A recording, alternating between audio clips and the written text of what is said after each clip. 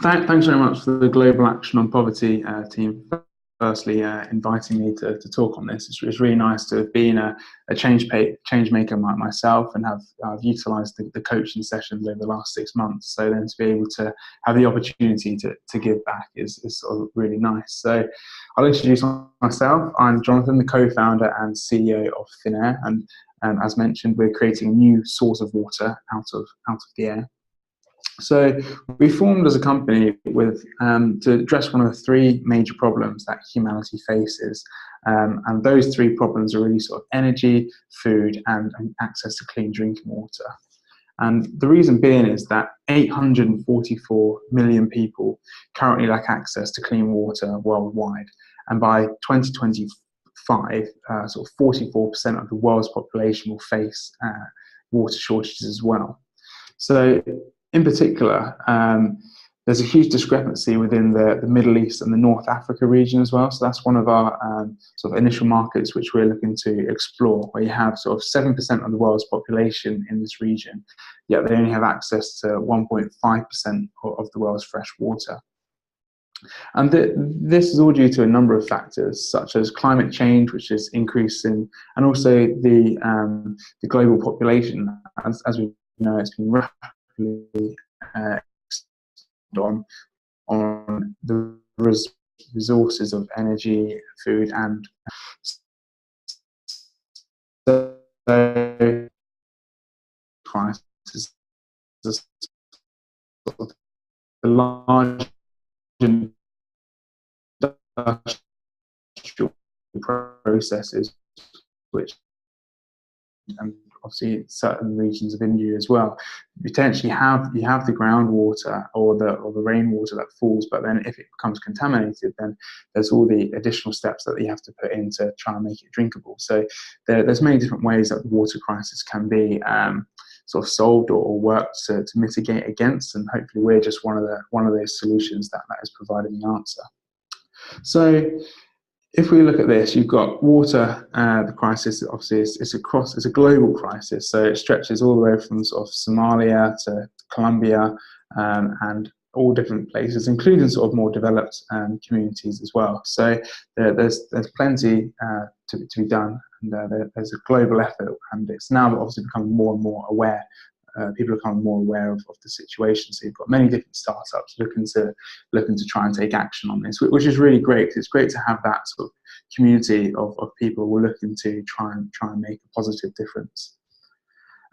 So therefore, what we need a low-cost, decentralized solution for the water crisis. And most importantly, I think we need a new source of water. So that got us thinking, if we want water to be everywhere, then why can't we think of something which is everywhere already?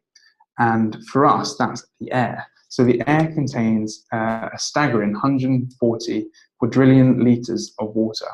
So what we decided to do was then tap into this water. And by doing that, it gives us an opportunity which these other competitors within the water industry don't necessarily have. So here we have sort of water pumps, desalination, ultrafiltration. All of these other technologies are either too energy costly, or they don't produce enough yields of water, or they're geographically limited. So they have to be by the coast, or they have to be in certain regions where you have a high water table effectively. So if you can provide a cost-efficient and flexible location production of water, then you can help so many people worldwide. So if we just go into a bit more detail with regards to these current technologies. So digging wells is the process predominantly used by NGOs, and is obviously one of the cheapest ways of producing water at just 4 cents per tonne of water. And obviously that's changed the lives of many people. However, with increasing drought and the water table lowering in certain regions, it's becoming increasingly difficult for these to be a source of water. Plus, as they rely on groundwater, they can easily be contaminated.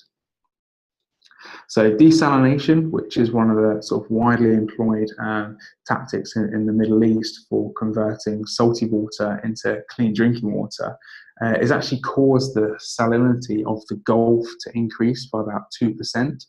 So once the process of desalination, although you get clean drinking water from it, you also have sort of this byproduct of brine produced.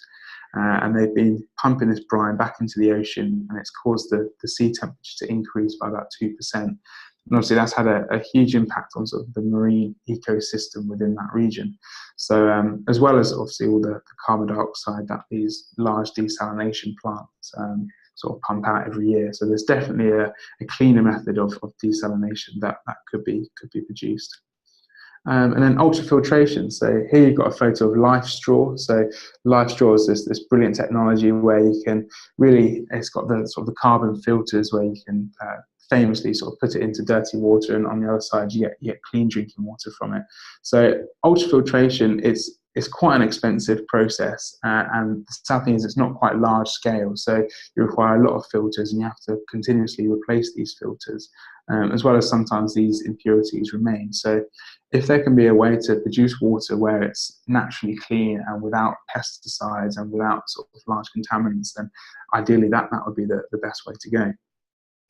So this is where hopefully we fit into this puzzle, which is where we believe that ThinAir can provide the cost-efficient solution as well as enabling water production to be everywhere in the world. So here's the fact that I said a little bit prematurely. So you have the 140 quadrillion litres of water in the Earth's atmosphere. So that's enough water to sustain us for sort of thousands of years. So it makes perfect sense for us to be tapping into this as a resource. So how do we do it? Well, there's animals that are already capable of condensing water. So we took these principles and enhanced the process further. So in particular, this desert beetle up in the right-hand corner. This beetle lives in the Namib Desert, and in such a dry environment, it's able to condense water directly from the atmosphere because it's got a special surface and chemistry on its back. This beetle then sort of leans forwards, and then all the water cascades down off its back into its mouth. And that's how it drinks in what would be a really dry environment. So we've taken those principles and we've applied it to a sort of synthetic version of the beetle. So taking of the structure to create a surface that can condense.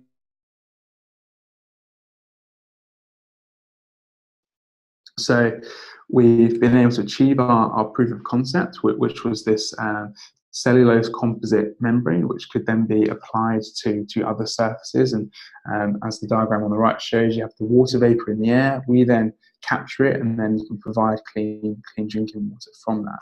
So we're now working to transfer those properties directly onto a metal surface. So the metal will have increased durability, and in that way you can have it in these places for a much longer period of time. You don't need to worry about sort of replacing it all the time. So what are some of our sort of main applications for this? And we think a passive solution where you can have water being generated could be something like a water generating billboard. And these could be in sort of future cities where you capture the humidity of the air, it condenses the water down. You can have it as water produced at the bottom, which people can come and collect the water. To combat the refugee crisis, you can have water produced as like a deployable membrane, so harnessing the day-night cycle in that situation. Water generating fences could be something which you put around sort of perimeter of houses or around farms, and it could be generating the water in that fashion. As well as a bit more ideas which maybe would link a bit more into solar panels, is occupying the space on top of roofs or on the underside of solar panels, both for agricultural production or for a decentralized source of water at the home. So our system can be renewably powered, and it doesn't have the polluting effects of desalination. So therefore we'd have a very positive environmental impact. And our surface can be applied to a range of other surfaces because of its sort of flexible and durable nature, and potentially has the capabilities to generate up to about 26.8 litres per square metre per day. So we're now currently applying this surface inside the technologies of other atmospheric water generation devices. So here you have an example of what you call sort of an industrially sized dehumidifier. So these are air-to-water machines which have sort of a fan. They take in the air, which has the high humidity, and then they condense that down using a cooled system. So by applying our technology onto this condensing system, we'll be able to improve the efficiency by about 370%. So what was previously a very expensive process with a lot of energy requirements, we've now enabled it to be powered purely just through solar, and also drive the cost down per litre, so it can hopefully be affordable for a wider array of markets. So the team behind this idea, as mentioned, we're from Imperial College London, and we've got backgrounds in biotechnology, material science, and business innovation. With some of us have previously set up at accelerators, and I did my biotechnology degree at Imperial, and was part of one of the founding members of this deep science venture cohort, which was all about ideas which sort of have a key foundation in science, because I believe that science in itself has got so many different innovations, and there's so much great scientific work that has been done at different universities and institutes around the world, yet there's a big discrepancy between the amount which actually gets bridges the gap to commercialization. So I think it's really important that you have startups who take those ideas or innovate upon those ideas and try to commercialize it, because otherwise it can be a great invention, but if it just stays within the university, then nobody's ever going to gain from it. So yeah, then I think we could go a bit into our journey. So I was requested to talk about this. So we'll go back to square one, which was sort of back in October 2016 when we came together as a team. So we were initially a team of four in the life sciences department, and as I mentioned, we sort of brainstormed all with regards to energy, water, and food production, and that's when we came up with the idea of ThinAir. And from there, we then looked to expand the team, because I think it's important, once you have your idea, you need to bring on people who are even more experts within that field than you, so you can have the foundations of the team, have all the capabilities you need. So we brought on a materials engineer who would be able to assist us with the sort of surface requirements, and then we had our sort of biotechnology understanding, which was the whole mimicking of the beetle.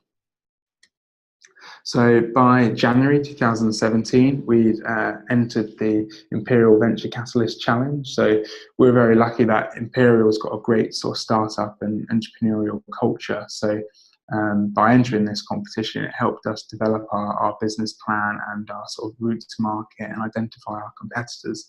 But I think you don't necessarily need to be in a competition for this. Instead, it will be, you could try and gain mentors, and I think that's something which you work through with people to develop your business plan, and constantly speak to experts within the field to try and understand who's the most experts within those area, and you can try and ask them insightful questions with regards to that.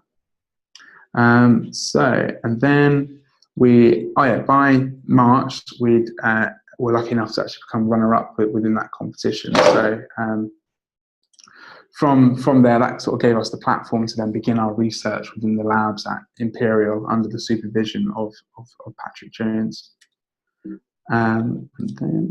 So after we'd begun our initial research, we realised that we needed some capital to be able to provide some sort of runway and be able to have enough finances to sort of finance the research element of this.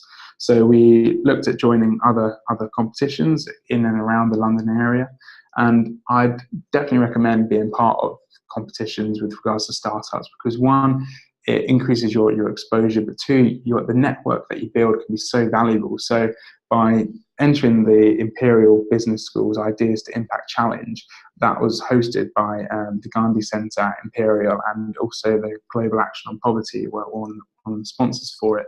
So by being part of that competition, it enabled us to develop the network and have the connections within the GAP program, so that we know we were able to then join as a change maker. And there's so many different opportunities that have stemmed from that. So I think it's important just to get out there and to get speaking to people about your idea, because otherwise, if you don't have help, then you're never going to get there in the end of the day.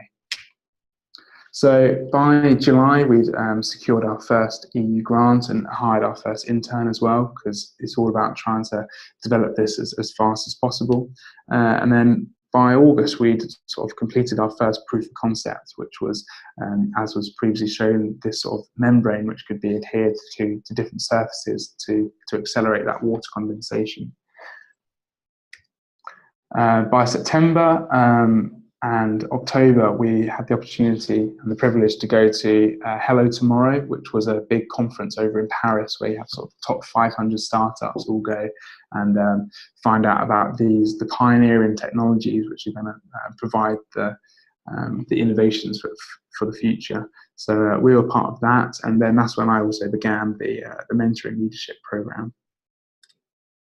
And then by December, we'd formed a collaboration with Veragon. So Veragon are one of the producers of these air-to-water units, which we're looking to implement our system in there to improve on the efficiency.